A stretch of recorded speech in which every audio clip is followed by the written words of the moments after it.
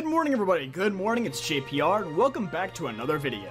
Today I'll be giving you my review of the 23rd Pokemon movie, Secrets of the Jungle, also known as Pokemon Coco in Japanese. And the only reason I bring that up is because, yes, for the second straight movie review in a row, I'm basing my assessment off the Japanese subbed version because the dub is understandably taking a while due to global circumstances. Although I always watch the Pokemon anime in Japanese, I typically like reviewing the dubbed movies because it's the way that most people will experience the film, and oftentimes the dub can be very different from the original, so I don't like giving a review where certain things don't apply. But in the case of these last two movies, the subs have actually been released first, so I'm just going ahead and doing it. Also, please note that because Pokemon does not have any legal subs, I won't be able to link it to anyone who asks, so if you want to watch the movie, you'll have to track it down yourself. So, for a little more background info in this film, it's actually the first brand new Pokemon movie in nearly 3 years.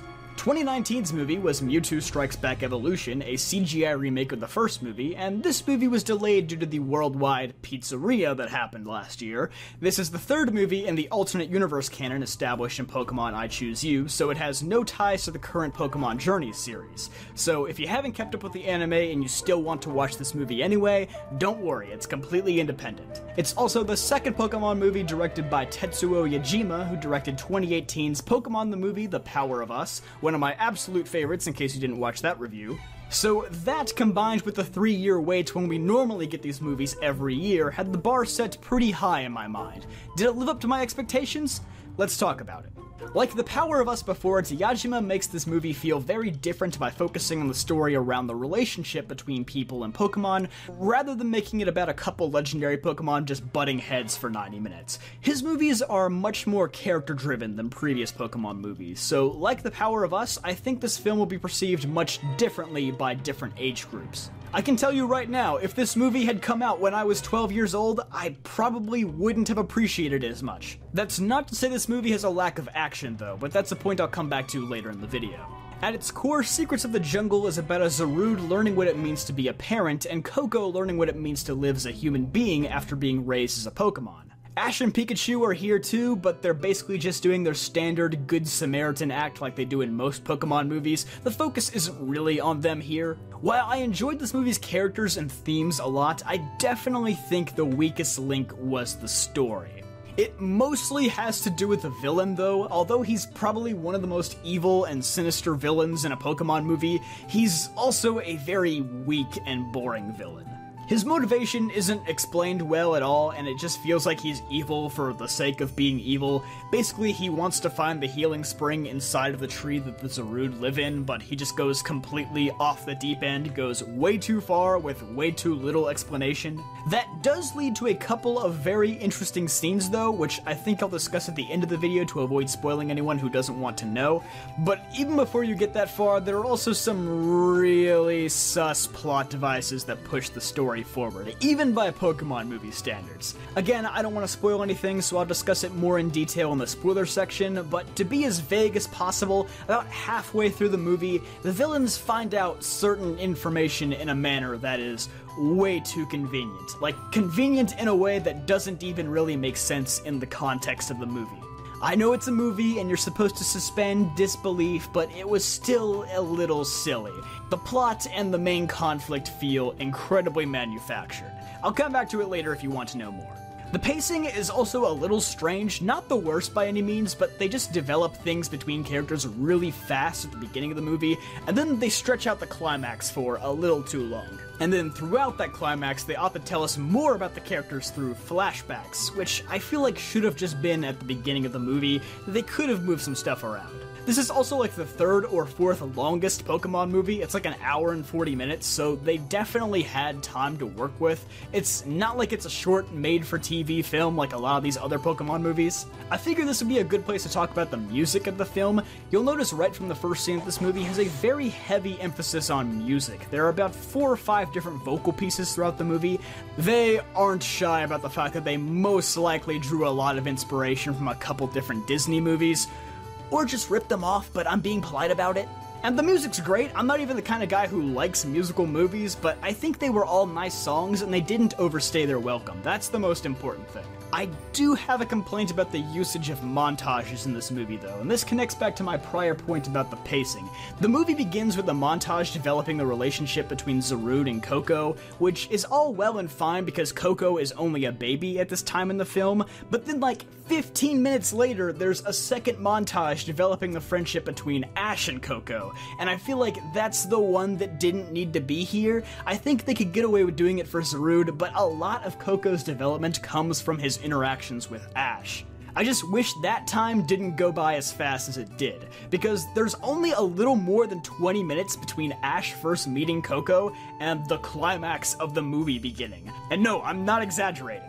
And like I said before, they just fill out the rest of those moments with flashbacks, which is definitely better than nothing. I just wish they had restructured the movie in some way. But yeah, that aside, getting back to the music, it's really good, and I think it definitely gives this movie a feeling that sets it apart from previous movies. Also, Shinji Miyazaki returns to compose the general background music after retiring from the TV series at the end of Sun and Moon. I love Miyazaki's music. I think his work makes a Pokemon movie feel like a Pokemon movie. There's a lot of his classic compositions here, like the title themes from the games and the Team Rocket Lurking theme from Season 1. The new compositions he and many others brought to the table in this movie are also really good and punctuate some powerful moments quite well, especially towards the end of the film.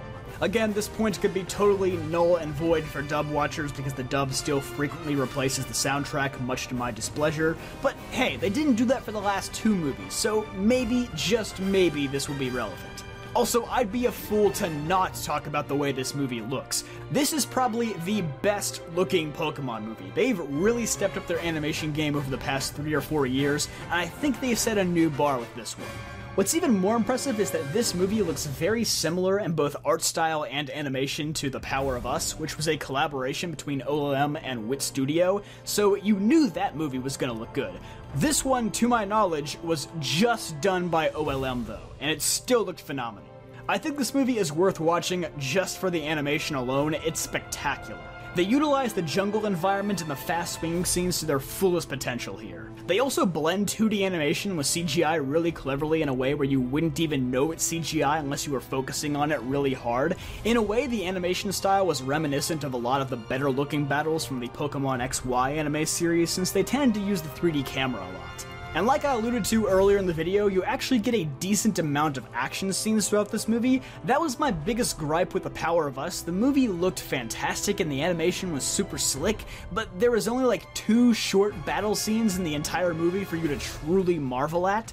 That problem doesn't exist here. In particular, in the final battle, Pikachu is fighting alongside the other jungle Pokemon, and they're just tossing him around like a football, an American football I should say, and it's a fairly lengthy, seamless, slick sequence.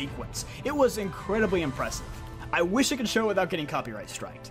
Now, before I get to the final score, this is my minor spoilers section. I'm still gonna try to be vague and not give away anything crazy, but if you want to be completely unspoiled, you can just skip to the end to hear my closing thoughts. So, first and foremost, the plot convenience thing and why it didn't really make sense to me. Basically, the villain finds this ring that Coco is wearing, and the ring is actually like a 10-year-old flash drive, and that gives away where the Zarood are living. I think it was just a little too easy, too convenient to move the story along, you know? Also, this organization has like crazy amounts of technology, and they've been searching for this spring for more than 10 years, and it's like a 5-minute walk through the jungle to get there. How do they have all this, but they didn't just fly a drone overhead to find it? Because it's not like the tree and the spring are in this enclosed location where you couldn't see it from overhead.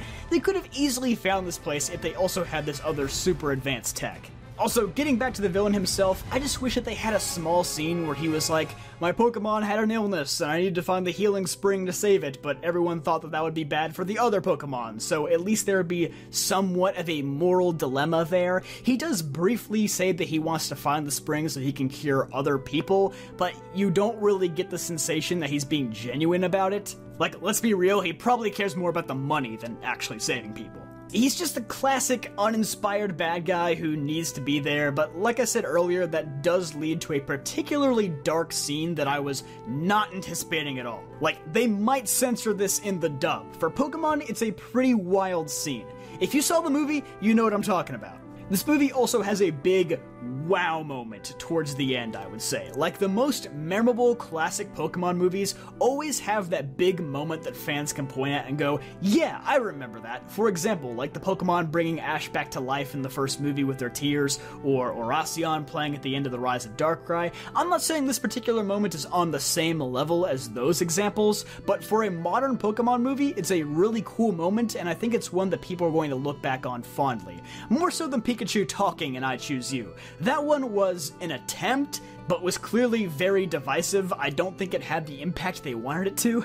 This movie does have a moment like that, though, where you're like, wow, I never thought I'd see that happen in Pokemon. And for the record, it's not the dark moment I mentioned earlier, it's a different one. It's also not Ash talking about his dad. I know that's like the main thing everyone knows this movie for because it got uber clickbaited last year. Trust me, that moment wasn't as important as you think. I'll tell you right now, lower your expectations for Ash's dad getting mentioned. But I think that about covers everything. Overall, I don't think this movie was quite as good as The Power of Us, but that to me was like a top 2 Pokemon movie. This one is more like a top 6 or 7 in my opinion, so definitely still on the good side. It's a very heartwarming film, it makes you feel something other than just hype for an hour and a half, so I like it just for that. I'm giving Pokemon the movie Coco, or Secrets of the Jungle, whichever you prefer, a 7.8, actually, no, I can't use that number, it's a meme, a 7.9 out of 10. It's not quite an 8 in my book, but it's certainly a lot better than a 7, you feel? Thanks for watching my review, I hope you enjoyed it. God knows when the next Pokemon movie will come out, I'm like 99% sure they're just gonna skip this year, so it might be a while before the next movie review, but nonetheless, I'll see you guys next week with another video. See you guys next time.